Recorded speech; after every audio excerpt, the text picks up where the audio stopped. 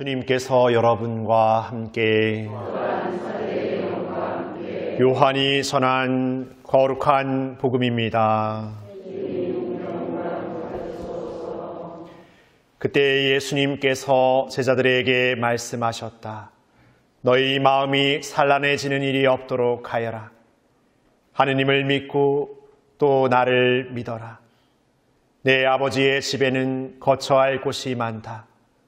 그렇지 않으면 내가 너희를 위하여 자리를 마련하러 간다고 말하였겠느냐. 내가 가서 너희를 위하여 자리를 마련하면 다시 와서 너희를 데려다가 내가 있는 곳에 너희도 같이 있게 하겠다. 너희는 내가 어디로 가는지 그 길을 알고 있다. 그러자 토마스가 예수님께 말하였다. 주님, 저희는 주님께서 어디로 가시는지 알지도 못하는데 어떻게 그 길을 알 수 있겠습니까? 예수님께서 그에게 말씀하셨다. 나는 길이요 진리요 생명이다. 나를 통하지 않고서는 아무도 아버지께 갈 수 없다. 너희가 나를 알게 되었으니 내 아버지도 알게 될 것이다. 이제부터 너희는 그분을 아는 것이고 또 그분을 이미 뵌 것이다. 필리포가 예수님께 주님, 저희가 아버지를 뵙게 해주십시오. 저희에게는 그것으로 충분하겠습니다 하자 예수님께서 그에게 말씀하셨다. 필리포야, 내가 이토록 오랫동안 너희와 함께 지냈는데도 너는 나를 모른다는 말이냐? 나를 본 사람은 곧 아버지를 뵌 것이다. 그런데 너는 어찌하여 저희가 아버지를 뵙게 해주십시오 하느냐? 내가 아버지 안에 있고 아버지께서 내 안에 계시다는 것을 너는 믿지 않느냐? 내가 너희에게 하는 말은 나 스스로 하는 말이 아니다. 내 안에 머무르시는 아버지께서 당신의 일을 하시는 것이다. 내가 아버지 안에 있고 아버지께서 내 안에 계시다고 한 말을 믿어라. 믿지 못하겠거든 이 일들을 보아서라도 믿어라. 내가 진실로 너희에게 말한다. 나를 믿는 사람은 내가 하는 일을 할 뿐만 아니라 그보다 더 큰 일도 하게 될 것이다. 내가 아버지께 가기 때문이다. 주님의 말씀입니다.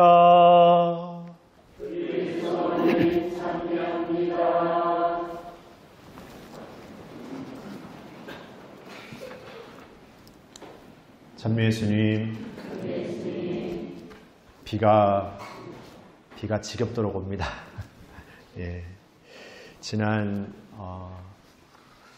목요일, 금요일도 비가 엄청 내렸는데 또 어제 반짝 개나 싶었는데 또 오늘 이렇게 비가 오네요. 그래서 근데 또 날씨 보니까 오늘 한 2시 정도면은 또 비가 이렇게 그친다고 합니다. 그래서 언젠가 막 원래는 이렇게 가무는지 모르겠다라고 어느 분이 말씀하셨는데 그분의 기도가 하늘을 감동시키다 못해 아주 그냥 하늘을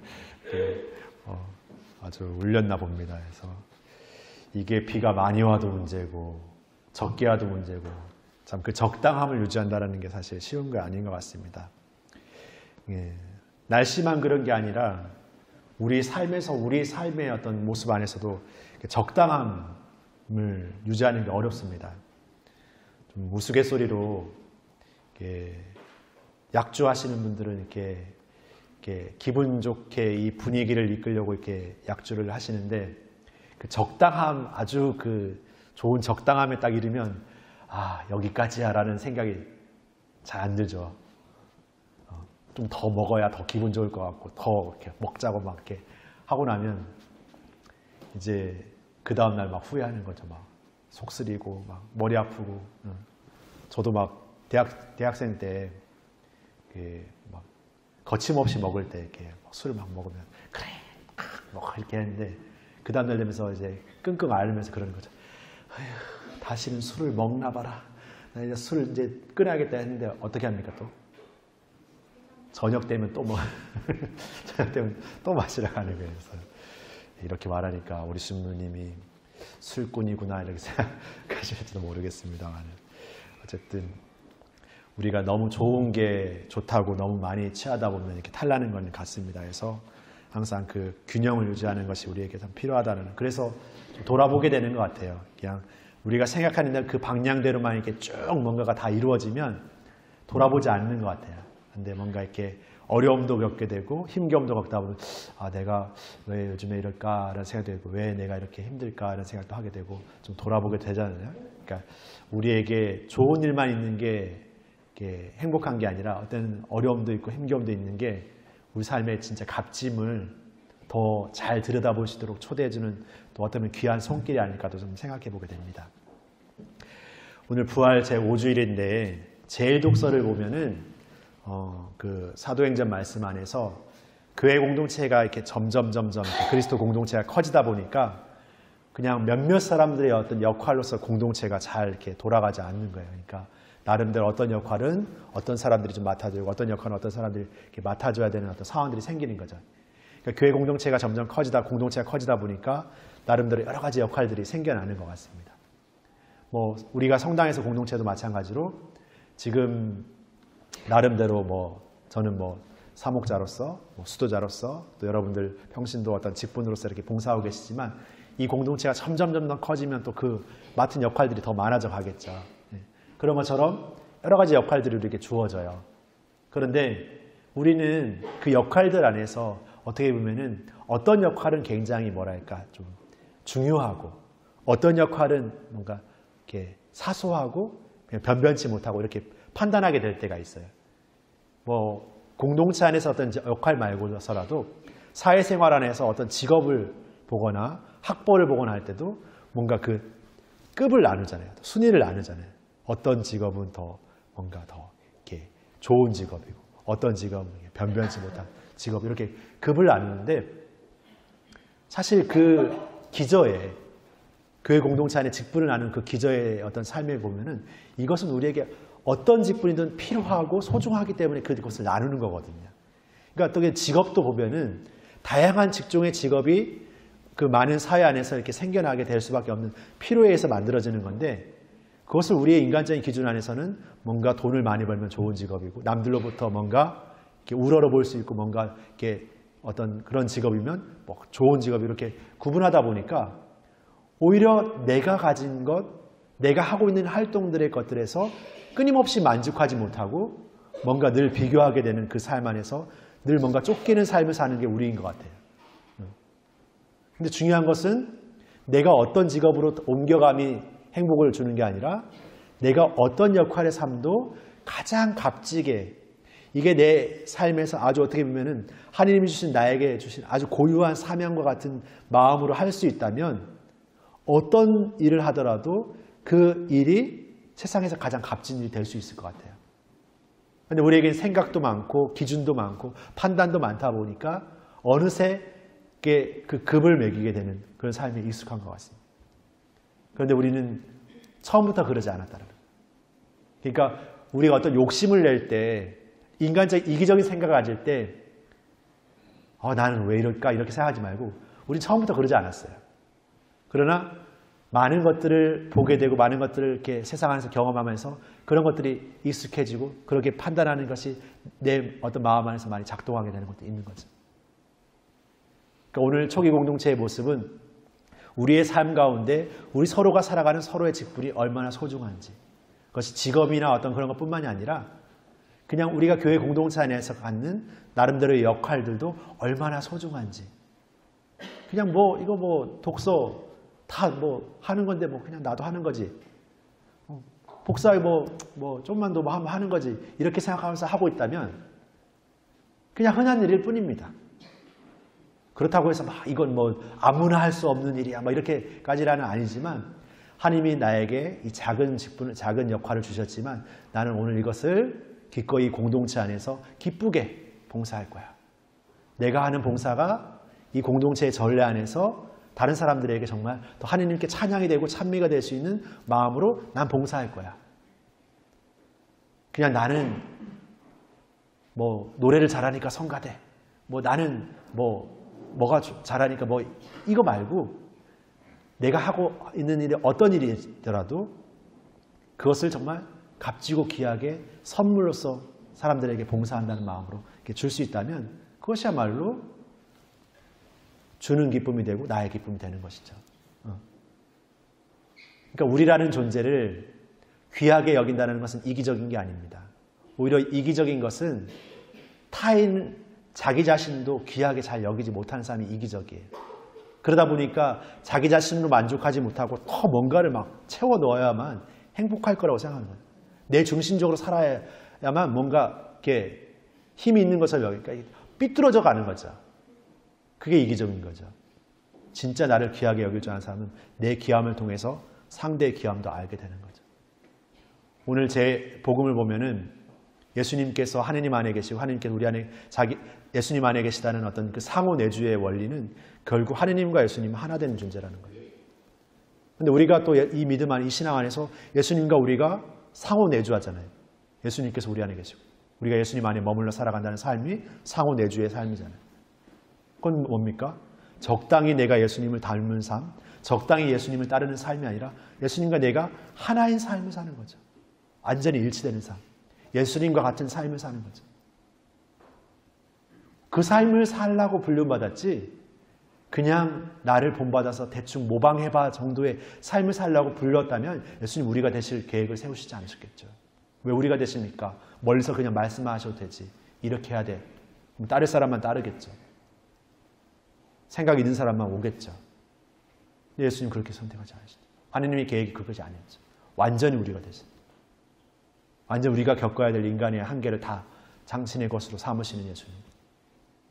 그것은 우리가 인간적인 나약함, 죄의 존재의 삶에 그냥 국한되어진 존재로서 끝이 아니라 그 원래의 모상, 하느님의 창조된 그 모상의 존재로서의 삶이 예수님다운 삶으로서의 삶으로서 완성되어지는 삶을 우리 각자 모두에게 초대하시는 거죠. 근데 그 초대되는 삶이 누굽니까? 귀한 직분이 있는 사람, 어떤 특별한 역할에 있는 사람, 어떤 신심이 깊은 사람? 아니죠. 모두를 초대해요. 한 사람도 예외 없어요. 다 초대해요. 다 모두 불러 모으십니다. 그러게 우리가 이 믿음 안에 살아간다는 것은 각자의 역할과 직분과 삶의 자리 안에서 하느님 안에 살아가는 삶, 하느님을 모시는 삶을 매일매일 새롭게 살아가는 겁니다. 그걸 잊어버릴 때 나의 계획과 판단, 내 생각과 계획의 어떤 것으로만 삶을 살려고 할 때 베드로의 모습처럼 베드로가 예수님의 순한 여정을 막아서면서 듣게 되는 걸림돌이 되는 거죠. 그러나 베드로는 깨닫고 예수님께 자기 자신을 다시금 참여해야 했고 온전히 예수님을 따르는 삶을 통해서 자신의 목숨까지도 내어드리는 순교의 삶을 살아가게 되지 않습니까? 그런 베드로에게 예수님께서 어떤 역할을 주세요? 교회의 반석, 교회의 문지기, 하늘나라의 열쇠의 문을 쥐고 있는 교회의 문지기, 교회의 반석, 그 주춧돌의 역할을 주잖아요.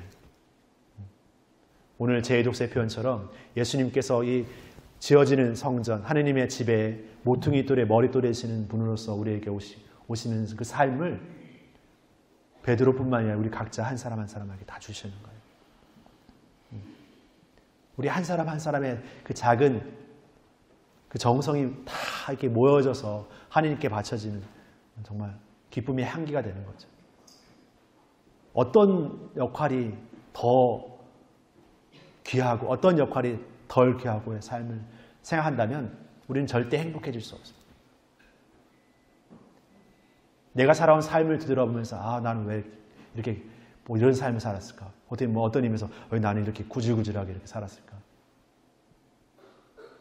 그렇게 생각하실 수도 있겠지만 어쩌면 그 삶에 어떤 요인들, 어떤 이유들, 어떤 무엇이라고 얘기할 수 있겠지만 어쩌면 그 같은 삶을 산 누구는 그 삶을 임하는 삶 안에서 그렇게 생각하지 않았을 거예요.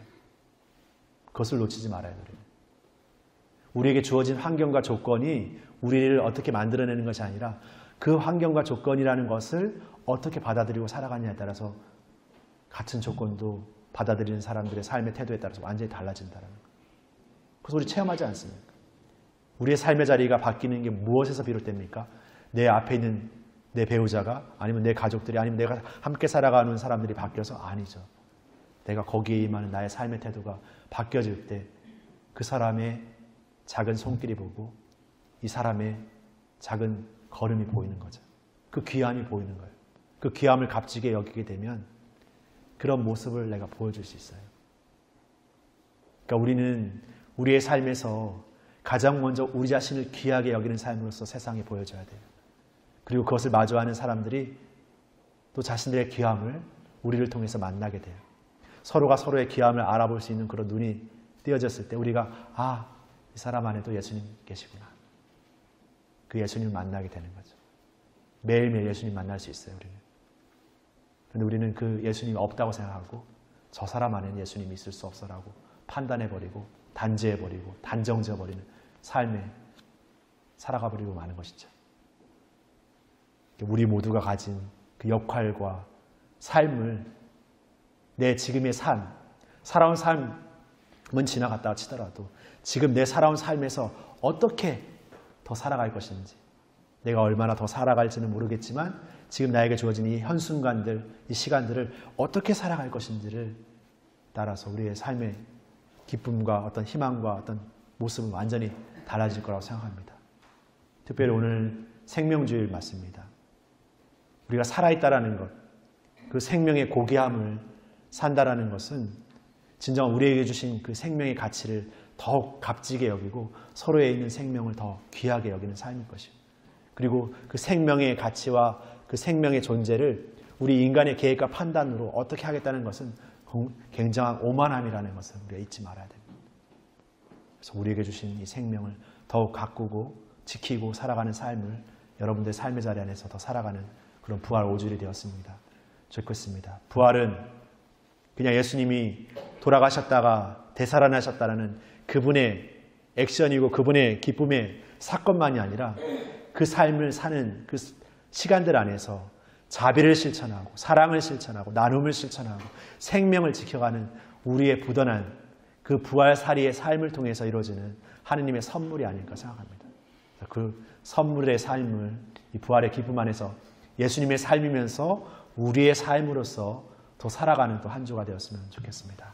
잠시 묵상하시겠습니다.